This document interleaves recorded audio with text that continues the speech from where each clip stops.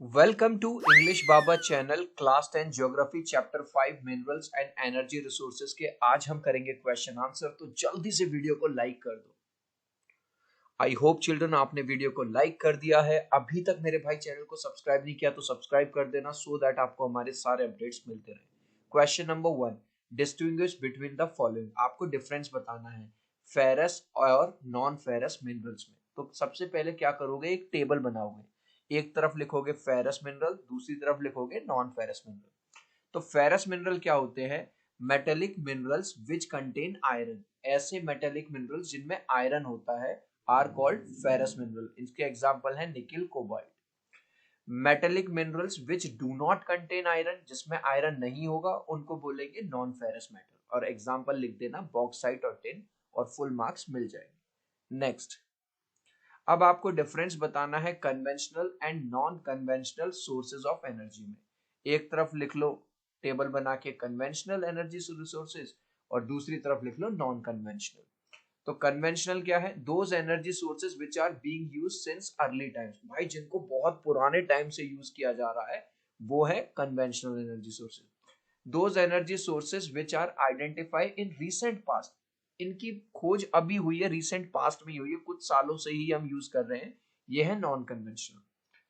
Conventional क्या है? They are exhaustible. Exhaustible मतलब एक बार यूज करोगे खत्म हो जाएगा। दे आर इनएग्जॉस्टिबल मतलब खत्म नहीं होगा। इसके एग्जाम्पल हैं कोयला यानी कोल, नेचुरल गैस, फायरवुड। लकड़ी को एक बार जलाया खत्म हो गए। और इसके एग्जाम्पल हैं जैसे सोलर एनर्जी, फ्री की है, आराम से मिल रही है। विंड एनर्जी फ्री की है, आराम से मिल रही है। नेक्स्ट क्वेश्चन हर बार एग्जाम में आएगा, what is a mineral. Mineral क्या होता है?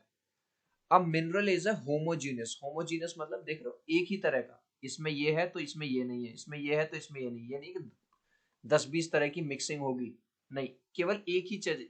नेचुरली अकरिंग मतलब आप इसको घर पे नहीं बना सकते हो, किसी लेबोरेटरी में नहीं बना सकते हो, नेचुरली बनता है। Substance with a definable interior structure. और इंटीरियर स्ट्रक्चर कैसा होता है? डिफाइनेबल। एग्जाम्पल तो बहुत सारे हैं, आप कुछ भी लिख देना, सोडियम लिख देना, पोटेशियम लिख देना, सल्फर लिख देना, कुछ भी लिख देना। Next, how are mineral forms in igneous and metamorphic rocks. Igneous और मेटामॉर्फिक रॉक्स में जो मिनरल है वो बनते कैसे हैं? अब सबसे पहले इसको समझने के लिए ये देखो, आपने कैंडल देखी होगी, मोमबत्ती, वो बनती कैसे है? तो सबसे पहले मोम लिया जाता है, वैक्स बोलते हैं उसको, पिघला लेते हैं, ठीक है, मेल्ट कर लेते हैं, और फिर उसको सांचे में डाल दिया जाता है। जिस जिस तरह के सांचे में डाल दोगे उस तरह की मोमबत्ती बन जाएगी, और ये बन गया। ऐसे ही इग्नियस और मेटामॉर्फिक रॉक्स के अंदर जो मिनरल्स होते हैं वो लिक्विड या गैसियस फॉर्म में होते हैं। और जैसे जैसे वो कूल डाउन करता है, लेकिन इस प्रोसेस में चिल्ड्रन मिलियंस ऑफ ईयर्स लग जाते हैं। ये 2-4 साल का प्रोसेस नहीं है, 2-4 दिन। मैगी नहीं है कि भाई साहब अभी बनाया 2 मिनट में बन गई। और तब जाके जो इस तरह का था रॉक, वो इस तरह के, इस ऐसे करके मिनरल्स की पूरी एक लेयर बन जाती। इसी बात को अपने वर्ड्स में लिख देंगे। In igneous and metamorphic rocks molten या लिक्विड। मोल्टन और लिक्विड का मतलब होता है पिघला हुआ, है ना, लिक्विड फॉर्म में। Molten, liquid and gaseous minerals are force. जो लिक्विड जो मिनरल्स हैं जो कि मोल्टन यानी पिघली हुई फॉर्म में थे, गैसुअस फॉर्म में से, आर फोर्स अपवर्ड्स, उन पर फोर्स लगता है ऊपर की तरफ, इनटू क्रैक, ठीक है। दे देन सॉलिडिफाई, और फिर जैसे जैसे वैक्स क्या है हमारा, ठंडा होगा तो वो सॉलिड बन जाएगा। ऐसे ही ये ठंडे होते जाते हैं और सॉलिड बन जाए एंड टर्न्स इनटू मिनरल्स, और मिनरल में वो बदल जाते हैं।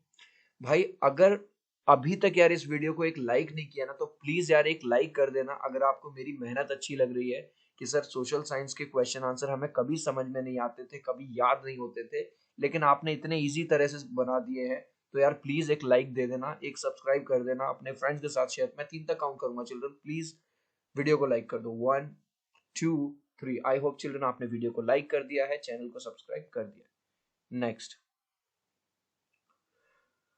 Y do we need to conserve mineral resource. हमें मिनरल रिसोर्सेज को कंजर्व मतलब बचा के रखने की क्यों जरूरत है? भाई आपके पापा पैसे कमाते हैं, तो वो जो सैलरी आती है वो पहले ही दिन आके उड़ा देते हैं, या उसको बचा के रखते हैं, कंजर्व करते हैं? भाई कुछ LIC में डालते हैं, मतलब इंश्योरेंस कराते हैं, कुछ आपकी फीस के लिए, कुछ थोड़ा ऐसे टाइम के लिए, कभी भी इमरजेंसी आ सकती है ना। ऐसे ही मिनरल्स हैं भाई, it takes millions of years for the formation of minerals. भाई साहब मिनरल ऐसे नहीं है कि आज दही जमाने जैसा नहीं है कि आज रखा और कल दही जम गया, मिलियंस ऑफ ईयर्स लगते हैं। Mineral resources are limited and non renewable. भाई साहब एक तो लिमिटेड है, ये नहीं है कि अनलिमिटेड है, लिमिटेड है और नॉन रिन्यूएबल भी है, ठीक है, तो बार बार उसको बना भी नहीं सकते हो। So we need to conserve mineral resources, इसलिए हमें जरूरत है कि हम उसको कंजर्व करें।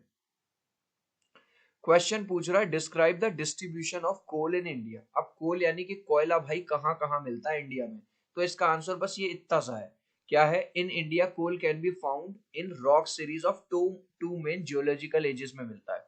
कौन कौन सी, एक तो गोंडवाना और एक टर्शरी डिपॉजिट।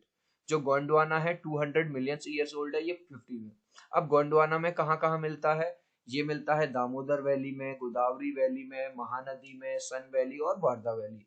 और टर्सरी डिपॉजिट में कहाँ मिलता है, tertiary coal occurs in the northern eastern states of, जैसे मेघालय में, असम में, अरुणाचल प्रदेश और नागालैंड। बस इतनी बात पॉइंट्स में लिख देना, आपको फुल मार्क्स मिल जाएंगे। Why do you think that solar energy has a bright future in India? आपको ऐसा क्यों लगता है सोलर एनर्जी का जो फ्यूचर है वो इंडिया में बहुत ब्राइट है? देखो यार, solar energy has a bright future in India because, क्यों भाई, हमारा जो देश है ना इंडिया, वो एक ट्रॉपिकल कंट्री है, मतलब हमारे कंट्री को receive sunlight in abundance through out the year. भाई साहब जनवरी से लेके दिसंबर तक हमारे कंट्री में खूब सनलाइट पड़ती है ना। हम कोई नॉर्वे की तरह नहीं है, हम कोई रशिया की तरह नहीं है भाई साहब, जहाँ ठंड के मारे मरे जा रहे हैं या सूरज नहीं दिखाई दे रहा है इतने इतने दिनों तक। तो अगर, और फ्री में मिल रही है ये एनर्जी और पॉल्यूशन भी नहीं करती, तो अगर हम सोलर एनर्जी पे डिपेंड होंगे तो ये हमारे लिए बहुत बेहतर होगा। दूसरा, India has developed technology to use solar energy. हमारे पास अब वो टेक्नोलॉजी भी आ गई है कि हम सोलर एनर्जी को यूज कर पाए। आज आप सोलर कुकर ले लो मार्केट में, सोलर से चलने वाले हीटिंग इक्विपमेंट ले लो, स्पेस हीटिंग सिस्टम ले लो, क्रॉप ड्राइंग ले लो। कुछ लोगों ने तो अपने घर में ही सोलर सिस्टम लगा दिए और सारे काम उनके उसी से होते हैं, गाँव में तो बहुत चल रहा है। It is an abundant inexhaustible, abundant मतलब प्रचुर मात्रा में, मतलब खूब है ना, रोज आ रहा भाई फ्री में, इनएग्जॉस्टिबल है, खत्म नहीं होगा, and universal source of energy है, पूरे संसार भर को एनर्जी मिल रही है, और इट इज पॉल्यूशन फ्री। सबसे बड़ी बात है भाई, इससे कोई पॉल्यूशन भी नहीं हो रहा, फ्री में मिल रहा है। इस लास्ट क्वेश्चन का आंसर आप मुझे देंगे चिल्ड्रन कमेंट सेक्शन में, देखता हूं कितने बच्चे राइट आंसर देते हैं। Solar energy has a bright future in dash. Solar energy bright future है कौन से कंट्री में, रशिया में है, नॉर्वे में है, इंडिया में है या स्वीडन में। अपने आंसर में बस आप ए बी सी या डी लिख देना चिल्ड्रन, मैं समझ जाऊंगा। सो आई होप चिल्ड्रन मेरा ये छोटा सा वीडियो बहुत अच्छा लगा होगा आपको। प्लीज वीडियो को लाइक कर देना, चैनल को सब्सक्राइब कर देना। अब हम मिलते हैं अगले वीडियो में, बाय बाय।